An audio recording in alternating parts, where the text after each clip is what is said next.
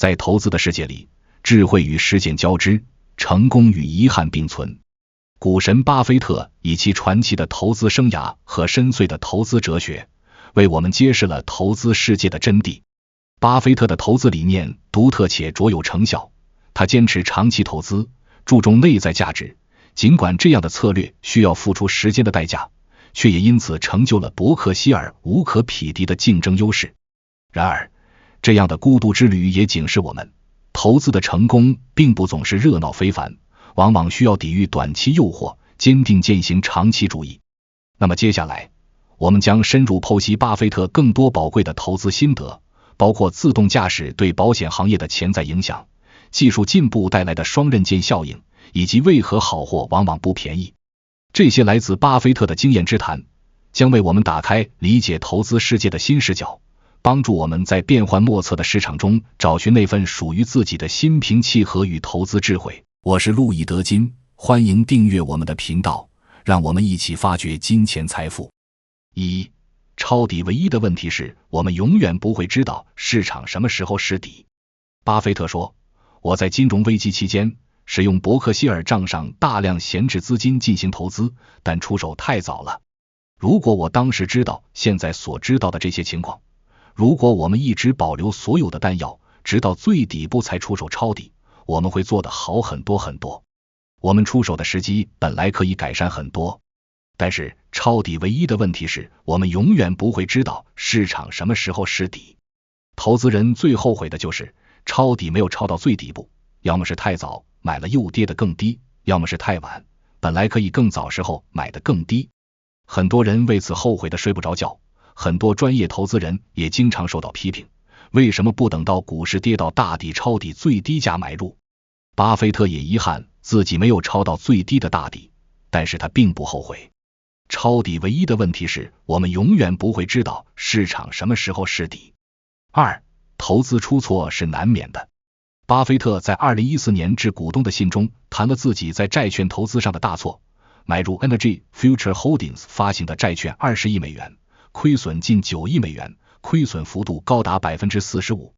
有股东就此提问，巴菲特回答说，这就是一个投资错误，投资出错是难免的，将来还会一次又一次出现，但是我不会为此指责别人，哪怕是一点点。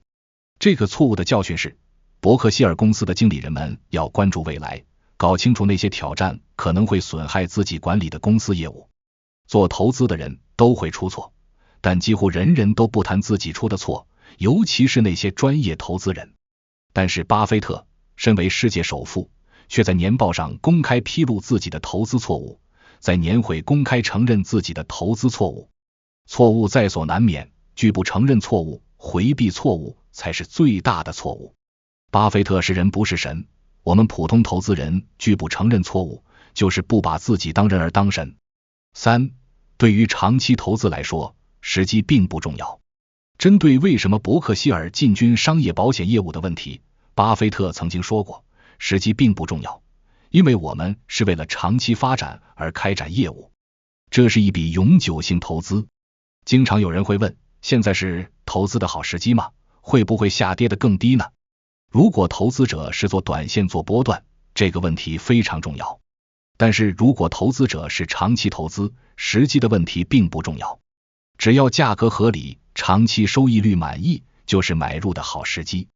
比如结婚、小孩上学、买房，这些都是几十年的长期投资，你不会等到价格最低的底部才出手，因为不知道什么时候是底。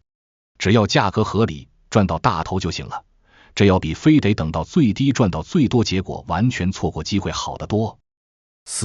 一鸟在手胜过两鸟在林。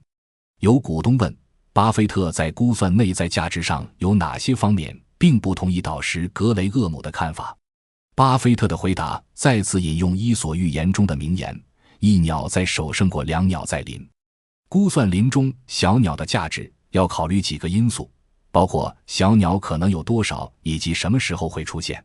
巴菲特在2000年致股东的信中对此也有详细说明。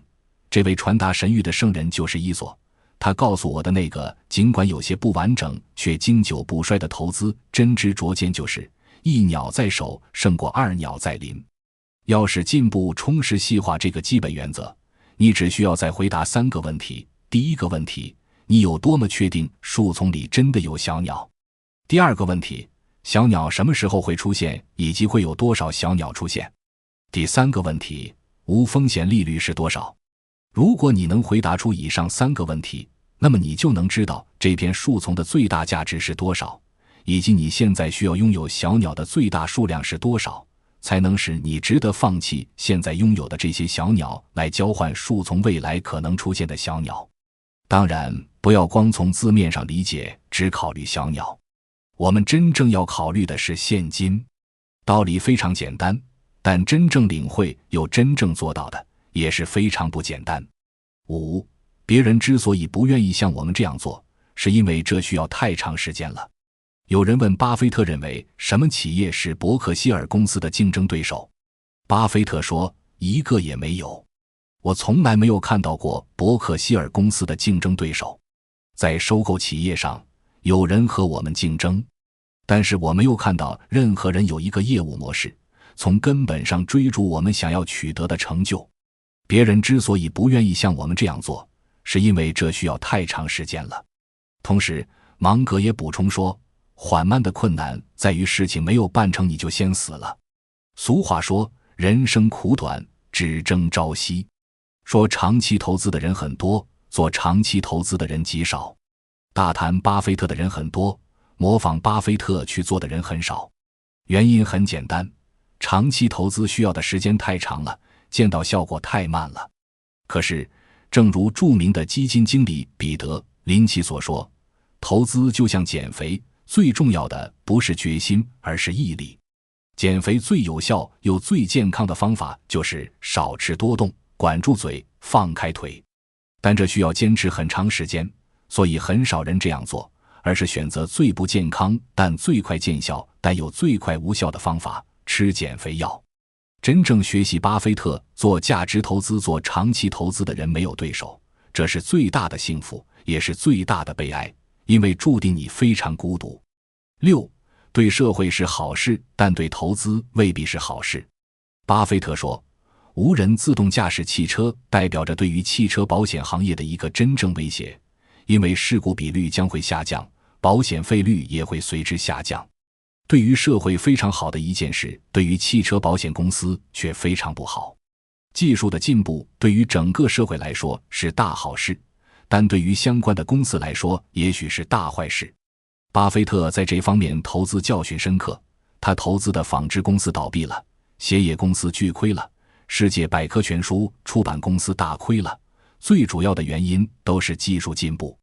我们在享受技术进步带来的好处时，一定要小心这些技术进步可能会杀死你投资的企业。7. 好货不便宜。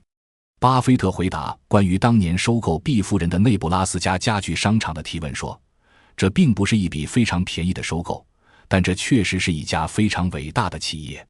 当时还有一家德国企业也想收购。如果你要讨论买便宜货，我们应该讨论的是赶紧出发到内布拉斯加家具商场去购物。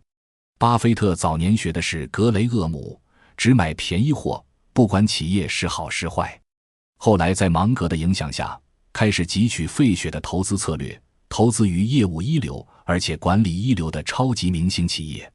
巴菲特后来总结说，用一般的价格购买非同一般的好企业，远远胜过用非常一般的好价格购买一般的企业。通俗的说就是好货不便宜，又想货特别好，又想价格特别便宜，基本是不太可能做到的。8.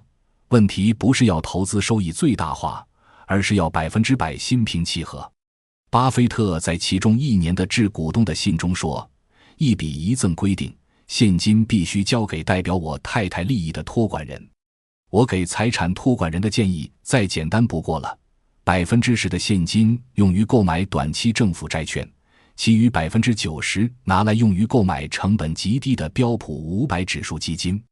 我相信遵循这个投资方针的信托，其长期投资业绩将会超过大多数高薪聘用投资经理人的大多数投资者，不论是养老基金、机构还是个人。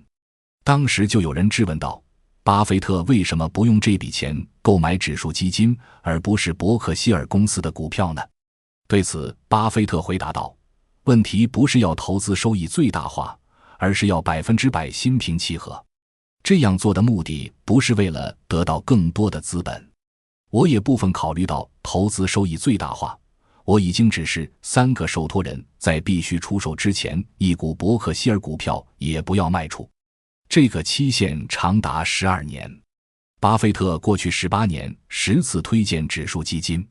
外界最大的质疑是买指数基金只能收益平均化，不能收益最大化。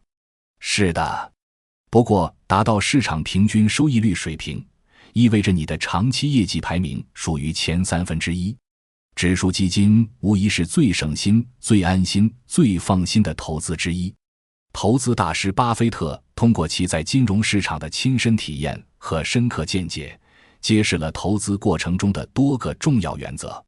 首先，抄底操作虽然诱人，但市场底部无法准确预知，投资者往往因为过早或过晚买入而未能实现最优收益，对此应保持理性并接受这一不确定性。其次，投资错误是难以避免的常态，关键在于对待错误的态度。巴菲特公开承认自己在债券投资上的重大失误，并强调从错误中学习，关注未来风险的重要性，而非回避错误或归咎他人。对于长期投资者而言，抓住精准的投资时机，并不如选择合理价格买入并长期持有来得重要。长期投资看重的是企业的内在价值和持续盈利能力，而不是短期的价格波动。巴菲特进一步阐述一鸟在手胜过两鸟在林的理念，提醒投资者在估算投资机会时，需充分考虑确定性、时间因素以及无风险利率对资产现值的影响。此外，巴菲特坚持长期价值投资策略，尽管这种耐心等待收益的方式鲜有人模仿，却成就了伯克希尔的独特竞争优势。他深知技术进步可能带来的行业颠覆，并以此提醒投资者要关注潜在风险。同时，巴菲特并不追求绝对意义上的投资收益最大化，而是强调投资决策应带来内心的平静与安稳。他推崇指数基金作为稳健投资工具，认为其能为投资者提供市场平均水平的回报，且具备低成本、低风险的优势。总之，巴菲特的投资智慧告诫我们，理性看待市场周期，勇于面对和改正错误，坚定执行长期投资策略，适应并应对技术变革，寻求内心安宁的投资选择。这些原则共同构成了成功投资的重要基石。